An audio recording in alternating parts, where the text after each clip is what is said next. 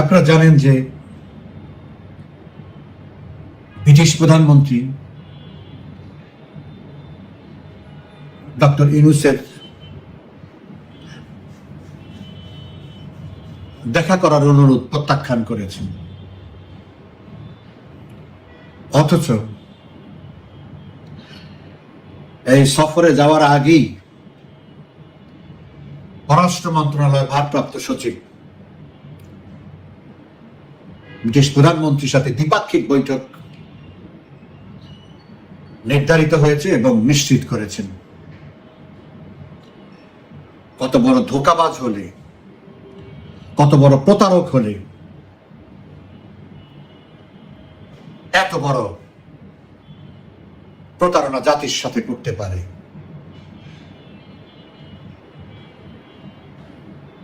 এখন যে নিজেকে যে বড় মাঠের, আন্তর্জাতিক মাঠের খেলোয়াড় হিসাবে দাবি করে,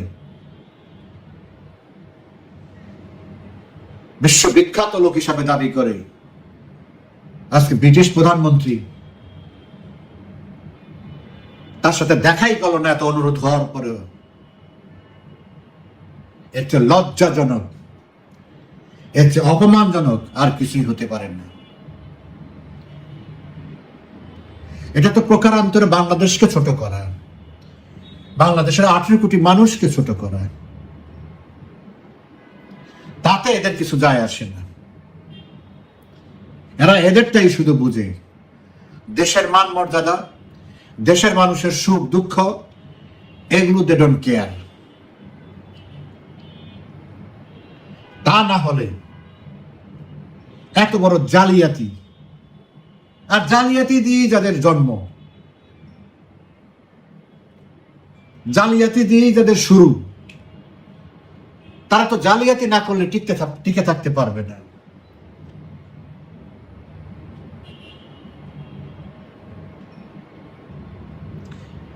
আপনারা কিছু মনে আছে যে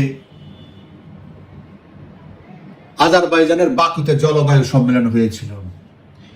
এবারের জলবায়ু সম্মেলনে, গত সম্মেলনে সাধারণত বিশ্বের নেতারা, বিশ্ব নেতারা সেখানে উপস্থিত থাকে, হাই প্রোফাইল লিডাররা এখানে উপস্থিত থাকে। কিন্তু গত সম্মেলনে, বাকুতে যে সম্মেলন হয়েছে, সেই সম্মেলনে বিশ্ব নেতাদের মধ্যে একমাত্র ব্রিটিশ প্রধানমন্ত্রী এই কিয়ার স্টারমার উপস্থিত ছিলেন। কিন্তু আমার জানা মতে উনি ব্রিটিশ প্রধানমন্ত্রীর সাথে বহু চেষ্টা করেছে, অনেক দিন দরবার করেছে দেখা করার জন্য বাকুতে। ব্রিটিশ প্রধানমন্ত্রী তাকে সময় দেয় নেই।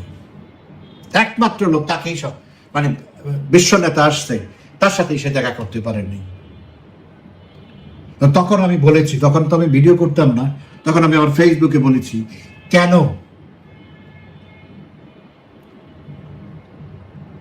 ব্রিটিশ প্রধানমন্ত্রী ইউনূস সাহেবের সাথে দেখা করেনি?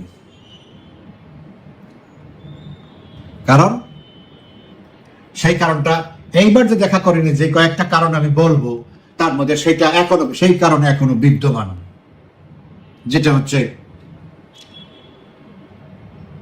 ব্রিটিশ প্রধানমন্ত্রী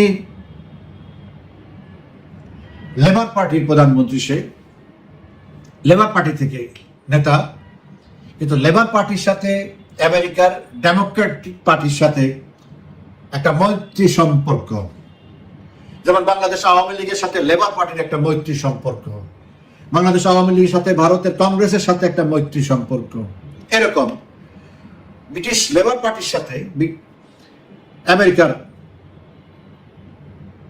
ডেমোক্রেটিক পার্টির সাথে সেই সম্পর্ক। সেই সূত্রে লেবার পার্টির নেতাকর্মীরা কমলা হ্যারিসের পক্ষে নির্বাচনী প্রচারণা করতে গিয়েছিল ওখানে, অনেক, প্রায় 2 প্লেন ভরে। এটা নিয়ে তখন ডোনাল্ড ট্রাম্প প্রতিবাদও করেছে যে আমাদের নিজস্ব আভ্যন্তরীণ রাজনীতিতে ব্রিটিশরা নাক গলাচ্ছে। ডোনাল্ড ট্রাম্প যখন নির্বাচিত হলো, স্বাভাবিকভাবেই কিয়ার স্টারমার একটা তোপের মুখে পড়ল ট্রাম্পের। যদিও আমেরিকা এবং ব্রিটেন ভাই ভাইয়ের মতো সারা বিশ্বে তাদের রাজনীতি, আন্তর্জাতিক রাজনীতিতে তারা একসাথে এক এক রাস্তায় চলে। আর ব্রিটিশরা হলো আমেরিকার অ্যাডভান্স টিম, যখন কোনো জায়গায় কিছু করবে সেটা ব্রিটিশরা আগে বলে এবং আগে করে। সেই সম্পর্ক ঠিকই থাকবে, কিন্তু ব্যক্তিগতভাবে স্টারমার ক্ষতিগ্রস্ত হওয়ার সম্ভাবনা প্রবল। তো এখন স্টারমার জানে যে ডোনাল্ড ট্রাম্প আর ইউনুসের সম্পর্ক ভালো না। ডোনাল্ড ট্রাম্প সম্পর্কে ইউনুস কি মন্তব্য করেছে, ইউনুস সম্পর্কে ডোনাল্ড ট্রাম্প কি মন্তব্য করেছে, ইউনুসের সাথে হিলারি ক্লিন্টনের সম্পর্ক, যেখানে ডোনাল্ড ট্রাম্পের নাম্বার 1 এনিমি হলো হিলারি ক্লিন্টন। ইউনুস ক্লিন্টন ফাউন্ডেশনে অর্থায়ন করেছে, হিলারি ক্লিন্টনকে নির্বাচনে আর্থিকভাবে সহযোগিতা করেছে। এগুলি সব ইউরোপিয়ান বা বিশ্ব নেতাদের সবার মাথায় আছে, মনে আছে। ওই দিক বিবেচনা করে যে যখন ট্রাম্প রিপোর্ট পাবে যে আমি ইউনুসের সাথে মিটিং করছি, আগুনে গিটালার মতো হবে, ও ট্রাম্প হয়তো আরো ক্ষুব্ধ হবে স্টারমারের উপরে। এখন স্টারমারের কাজ হলো ট্রাম্পকে কিভাবে কুল ডাউন করা যায়, কারণ 4 বছর তো পার করতে হবে আমেরিকার সাথে। এমন কিছু সে করবে না যেটা ট্রাম্পের অপছন্দ হয়, এবং সেইভাবেই তারা কাজ করছে। তো এখন এবার যে সেজন্যে বাকুতে এত রিকোয়েস্টের পরেও স্টারমার তার সাথে দেখা করেনি। এই ব্যাখ্যাটা আমি তখন আমার ফেসবুকে আমি দিয়েছিলাম। এখন এবার যে স্টারমার কেন তাকে অ্যাপয়েন্টমেন্ট দেয়নি, যাওয়ার আগের থেকেই তো এটা নাকচ করে দিছে। তারপরে ইউনুস সাহেবের একটা ধারণা ছিল, একটা কনফিডেন্স ছিল যে উনি যায় ওখানে বসলে, তারপরে জোরাজোরি করলে হয়তো রাজি হতে পারে। এরকম একটা অস্পষ্ট আশাবাদ নিয়ে এগিয়ে গেছে। কিন্তু শেষ পর্যন্ত স্টারমার অফিস থেকেই জানিয়ে দেওয়া হয়েছে ইউনুস সাহেবের সাথে দেখা করার কোনো পরিকল্পনা প্রধানমন্ত্রীর নাই। এর চেয়ে অপমানজনক আর আমরা বাঙালিদের জন্য এর চেয়ে দুঃখজনক আর কি হতে পারে যে ব্রিটিশ প্রধানমন্ত্রী এডওয়ার্ড হিট বঙ্গবন্ধুর গাড়ির দরজা খুলে দেয়, অন্য দেশে থাকা অবস্থায় প্রোগ্রাম ক্যান্সেল করে লন্ডনে ফিরে আসে শুধু বঙ্গবন্ধুর সাথে দেখা করার জন্য। সাংবাদিকরা এডওয়ার্ড হিটকে জিজ্ঞেস করেছিল, আপনি ব্রিটিশ প্রধানমন্ত্রী, আপনি শেখ মুজিবের গাড়ির দরজা খুলে দিয়েছেন। উনি উত্তরে বলেছিল, আমি জানি আমি কাকে সম্মান দেখিয়েছি, হি ডিজার্ভ ইট। এটা ছিল এডওয়ার্ড হিথের সাংবাদিকদের প্রশ্নের উত্তর বঙ্গবন্ধু সম্পর্কে। তো সেই দেশের একজন পতাকাবাহী, বঙ্গবন্ধুর সৃষ্ট পতাকা, বঙ্গবন্ধুর সৃষ্ট বাংলাদেশ, সেই দেশের একজন পতাকাবাহী একজন দেশ প্রতিনিধি, অবৈধ বৈধ যাই হোক, সে তাকে আজকে অপমানজনকভাবে ব্রিটিশ প্রধানমন্ত্রী ফিরিয়ে দিয়েছে।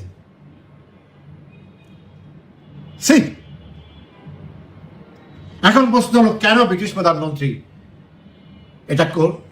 এটা করলো এবং কেন সে রিফিউজ করলো? আমার ব্যক্তিগত অভিমত হচ্ছে 4টা, তার মধ্যে একটা আমি ডোনাল্ড ট্রাম্প লাস্ট এটা বলে দিয়েছি। নাম্বার 1 হচ্ছে বাংলাদেশের সংবিধানে অন্তর্বর্তীকালীন সরকার বলতে কিছু নাই। In that case this is not a constitutional government, অসাংবিধানিক গভর্নমেন্ট এটা। দ্বিতীয় হচ্ছে, ভেরি ইম্পর্টেন্ট,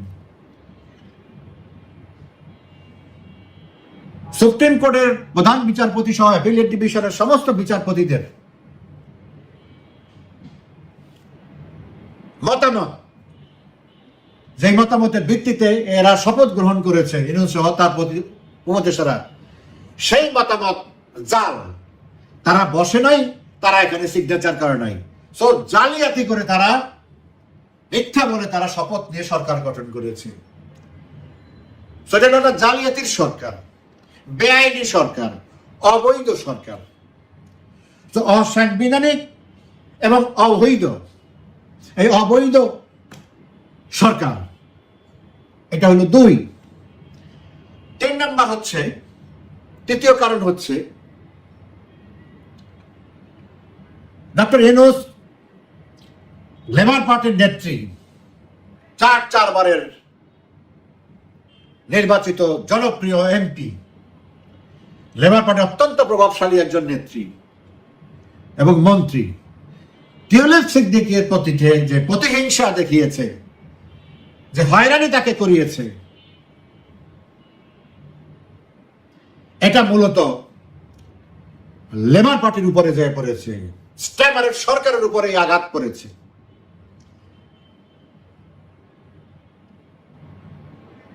টিউলিপের থেকে প্রধানমন্ত্রী স্টারমার, সিনিয়র নেতারা এবং তার দলের নেতৃবৃন্দ জেনে নিয়েছে যে তোমার কোনো ফল্ট আছে কিনা, তোমার কোনো ইলিগাল কিছুতে কোনো এঙ্গেজমেন্ট আছে কিনা। টিউলিপ সিদ্দিকী ক্যাটেগরিক্যালি বলেছে, no, I have nothing to hide and I did not anything which is against our law and ethics. তারপর থেকে লেবার পার্টি এবং প্রধানমন্ত্রী ডিজে স্টারমার টিউলিপকে অন করতেছে, টিউলিপকে প্রোটেক্ট করতেছে, টিউলিপের পাশে দাঁড়িয়েছে। এবং এই সুযোগে, এই যে কালিমা লিপ্ত করার জন্য যে হয়রানি, এই যে লেখালেখি এত কিছু করলো, এটা সরকারকে অপদস্থ করেছে, সরকারকে হেয় করেছে, বিরোধী টরি দলকে, কনজারভেটিভদেরকে উৎসাহিত করেছে, উস্কানি দিয়েছে লেবার পার্টিকে আন্ডারমাইন করার জন্য। লেবার পার্টির বিরোধী শক্তিকে উস্কানি দিয়েছে এই তৎপরতা। সো এখন লেবার পার্টি ইউনূসের এই তৎপরতাকে লেবার পার্টির বিরুদ্ধে একটি তৎপরতা হিসাবে গ্রহণ করেছে।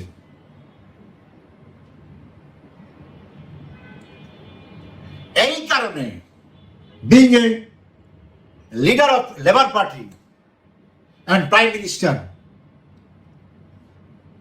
Steinmeier cannot meet a person who tried to damage Labour Party and its government.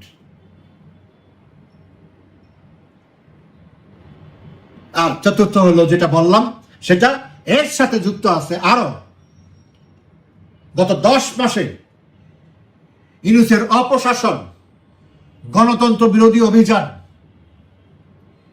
জঙ্গিদের উত্থান বাংলাদেশে, ইসলামিস্ট রেডিক্যাল ফোর্সকে সহায়তা করা এবং তাদেরকে উত্থান করা, সংখ্যালঘুদেরকে নির্যাতন করা, সর্বশেষ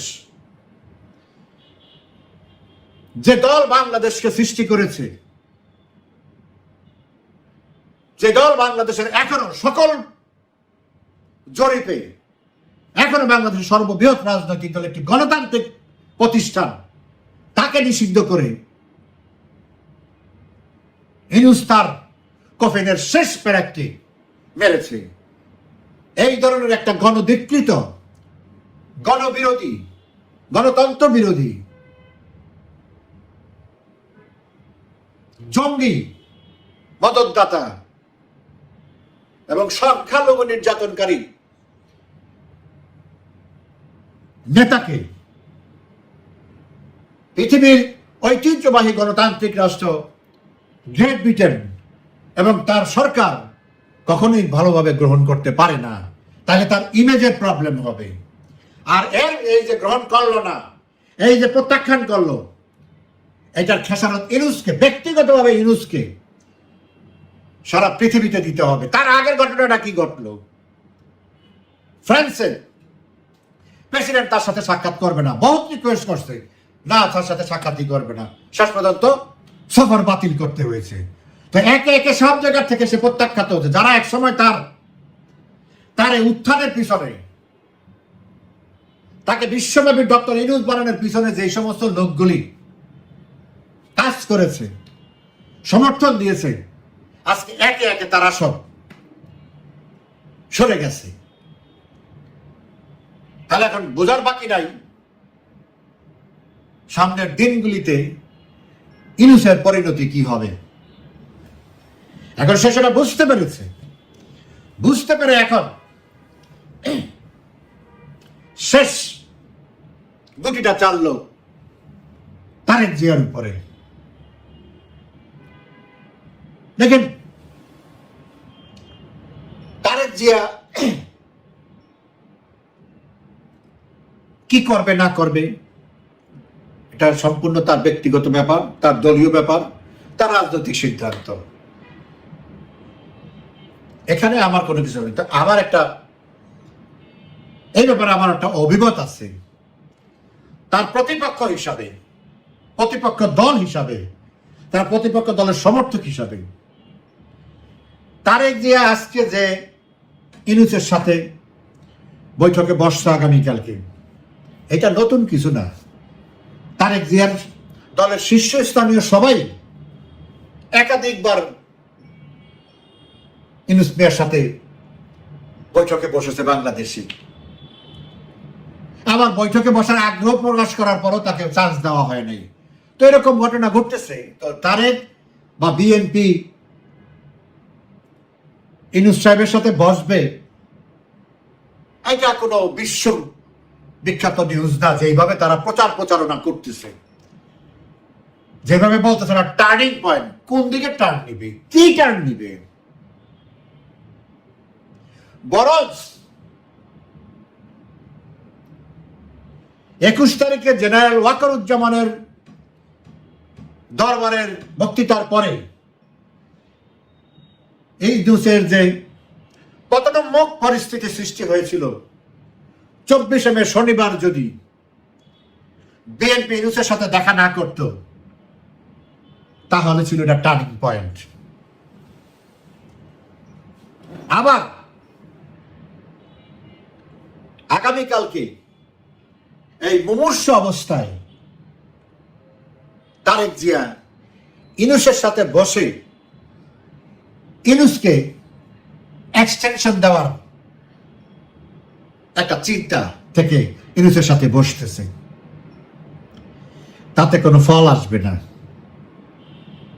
আমি অন্তত ফিল করি আমার ছোট্ট 50 বছরের রাজনৈতিক অভিজ্ঞতায়। কোনো ফল আসবে না।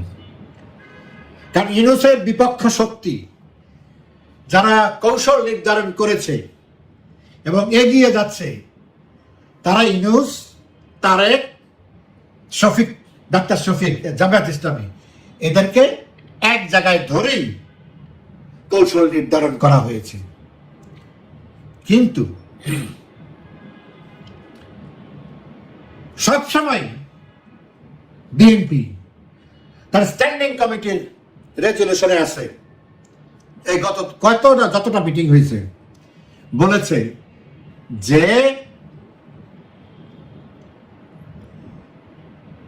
ইউনূসের ক্ষতি হবে, ইউনূসের অস্তিত্ব হুমকির সম্মুখীন হবে, এমন কোন পদক্ষেপ বিএনপি নিবে না। Open secret. তো এটা তো ইউনূস জানে। তো এখন এই যে আগামীকালকে যে লেনা দেনা যে বৈঠক, এখানে দুইজনেরই এই গ্রুপ অফ কোম্পানিজের এই দুই শেয়ার হোল্ডারের দুইটা পরিকল্পনা আছে, কে কার থেকে কত বেশি আদায় করতে পারে। এখানে মূল অর্জন করার পরিকল্পনা হলো ডক্টর ইউনূসের। তার কি পরিকল্পনা হতে পারে? কেন তিনি তার বিশেষ দূত মারফত আদিলুর রহমান খান শিল্প উপদেষ্টা খালেদা জিয়ার সাথে পাঠিয়ে স্পেশাল ব্রিফিং দেওয়া হয়েছে লেনদেন করার জন্য, ভবিষ্যতের জন্য। সেটা তারা মা ছেলে একসাথে হয়ে আলোচনা করে সিদ্ধান্ত নিয়েছে। তারপর বলেছে যে ঠিক আছে, তোমরা ফরমালি ইনভাইট করো, তখন আমরা অ্যাকসেপ্ট করব। আর এইসব জানাজানি হওয়ার আগে ঈদের দিন যখন নেতারা দেখা করতে গেছে বিএনপির, তখন খালেদা জিয়া তাদেরকে বলে দিয়েছে রাজনৈতিক কথা আর কি, ইউনূসের সাথে এটা করা যাবে না, সেটা করা, একসাথে কাজ করতে হবে। তো এখন ইউনূস কি চাচ্ছে, এটা হলো ব্যাপার। তারেক রহমান কি চাচ্ছে, ইট ইজ ইমম্যাটেরিয়াল। কারণ তারেক রহমান ইউনূসের থেকে বেরিয়ে যাওয়ার কোনো শক্তি তার নাই, নৈতিক শক্তি নাই এবং দলীয় শক্তিও নাই, রাজনৈতিক শক্তিও নাই। কারণ তারেক রহমানকে আটকে দেওয়ার জন্য 21শে আগস্টের মামলাটাকে তারা আবার সামনে নিয়ে আসছে। অতএব এখন বিষয়টা হচ্ছে ইউনূস কি চায়, তারেককে সেটাই মানতে হবে। নির্বাচন চাইলে বা ভালো থাকতে চাইলে, কারণ বিএনপির কথা ইউনূস যাবে না, বিএনপির কথা ইউনূস থাকবেও না। ইউনূসের প্রাণ বোমারা ভিন্ন জায়গায়। এখন এখানে দুইটা জিনিস আছে। একটা হচ্ছে সামনের যে দিনগুলো আসতেছে, এই দিনগুলোতে যেই সিচুয়েশনটা আসবে, সেই সিচুয়েশনে এই ষড়যন্ত্রকারীরা উড়ে যাবে, এটাই বাস্তবতা। কিন্তু তারপরেও এটা জেনেও তারা কেন আবার একটা ঐক্যবদ্ধভাবে টিকে থাকার চেষ্টা করতেছে, খুবই স্বাভাবিক। সবাই চাইবে টিকে থাকতে। এখন তাদের হিসাব হলো আমরা তো গেলে তো সবাই গেলাম, বিএনপি জামাত ইউনূস সবাই যাবে, আবার পথে বসবে। আর যদি কোনোভাবে টিকে থাকা যায় কোনো না কোনো প্যাচগোজ দিয়ে, তাইলে লেনদেনটা কি হবে, ওইটারই সুরাহা হচ্ছে। সুরাহার জন্য ইউনূসেই তারেককে ডাকছে। তাহলে ইউনূসের কি প্রস্তাব হতে পারে? খুবই সিম্পল। এটার জন্য রকেট সায়েন্টিস্ট হতে হয় না, সামান্য রাজনৈতিক জ্ঞান থাকলেই হয়।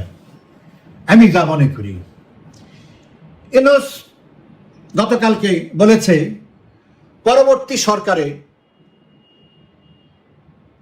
অংশ হওয়ার তার কোনো ইচ্ছা নাই।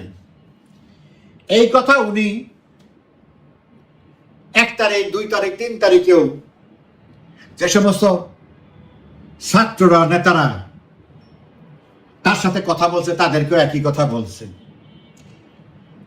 কারণ ফিল্ডটা তো সে তৈরি করছে,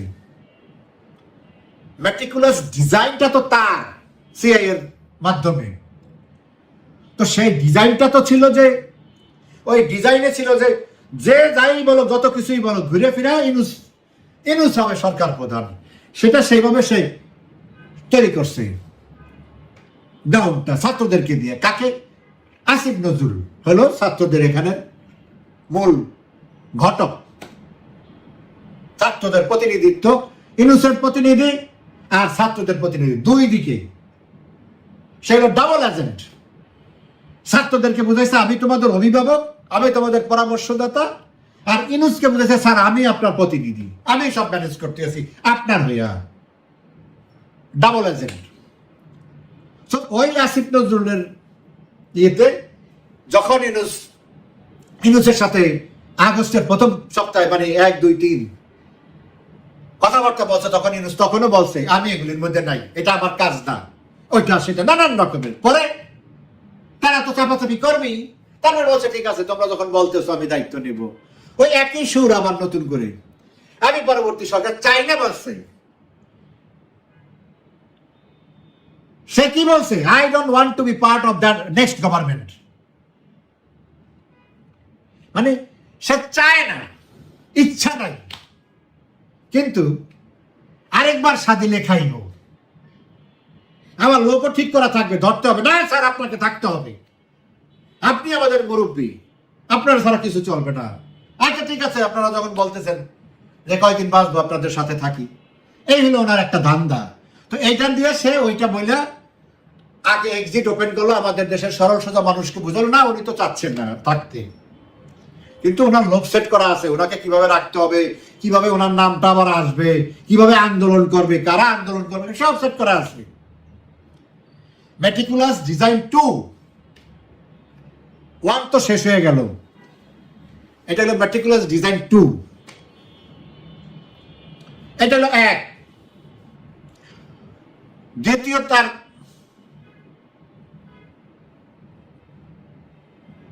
হলো দাবি হলো বা তারেকের করণীয় হলো, যদি তারা টিকে যায় আগামী নির্বাচনে জামাত এবং এনসিপিকে একটা নির্দিষ্ট সংখ্যক সিট দিয়ে ওইভাবে বিরোধী দল তৈরি করা। উনি রাষ্ট্রপতি আর প্রধানমন্ত্রী তারেক জিয়া, এইভাবে করে একটা সুন্দর গ্রাফ, আরো কয়েকজন বিরোধী দলের লোকজন নিয়ে টিয়া একটা মন্ত্রিসভা করে এইভাবে সবাই মোটামুটি একটা জাতীয় ঐক্যের মতো আর কি। তৃতীয় হলো উনি যে সংবিধান লঙ্ঘন, বিকজ সংবিধানকে লঙ্ঘন করেছে, সংবিধান লঙ্ঘনের দায়ে তার মৃত্যুদণ্ড একেবারে লেখাই আছে সংবিধানে, এইটা যেন না হয়। পাশাপাশি তার যে সম্পদ আছে, তার যে মামলা মকদ্দমাগুলিকে করতে হবে, এগুলো নিয়ে যায়, এগুলি যেন কোনো ইস্যু না হয়, সেগুলি যেভাবে আছে সেভাবে থাকবে, তার গ্রোথটাকে সে তারা ইনশিওর করবে। এই হলো মোটামুটি ইউনূস মিয়ার চাহিদা, এবং তারেক এগুলি সবই মেনে নিবে, এছাড়া তার কাছে আর কোনো অপশন নাই। এবং ওই ধোকাবাজি, আপনি ধোকাবাজকে তো ধোকাবাজের সাথে তো আর ধোকাবাজি করতে পারবেন না। তারেক যদি কোনো এখানে টেক্সট করতে চায়, এগুলো ইউনূস বুঝতে পারবে, সেগুলো বড় ধরনের মানে টপ স্কেলের সে হলো ধোকাবাজ, মাঠপার। তো তার তো বোঝা আছে সে এইগুলিকে কিভাবে ইমপ্লিমেন্ট করবে। তারেক যদি এখানে দুষ্টামি করতে চায়, সেটার ফর্মুলা তার কাছে আছে, এই লাইনে যাবে, এর থেকে 19-20 করবে, মানে সে মূল জায়গা থেকে সোজা যাচ্ছে, অতএব তাকে সাইজ করো। তো যেভাবে কথা দেওয়া হবে সেইভাবেই কাজ করতে হবে। এই হলো আগামীকালকের তাদের টার্নিং পয়েন্টের আনুমানিক, ব্যক্তিগত আমার আনুমানিক চিন্তা। তারপর বাকিটা কিছু জানা যাবে, 10% জানা যাবে, বাকি 90% গোপন থাকবে আগের মতোই। আমি বলি না তারেক আর ইউনূস 5 তারিখের আগে যোগাযোগ হয়েছে ইনডাইরেক্ট, নট ডাইরেক্ট, এই আসিফ নজরুলের মাধ্যমে, এবং আরো অন্যান্য সূত্র আছে। ওই মেক্সিকোর রাষ্ট্রদূত ফজল কি সাংবাদিক ছিল ইয়াতে, আমেরিকাতে, এরকম আরো 2-3 জন আছে। এদের মাধ্যমে এই মেটিকুলাস ডিজাইনের মধ্যে তারেক যে ছিল, এইদের মাধ্যমে সেইভাবে কর্মসূচি কোথায় কি করতে হবে না করতে হবে, এইসব যোগাযোগগুলো তাদের মধ্যে এইভাবে ছিল, 1 to 1 ওইভাবে করে নেই।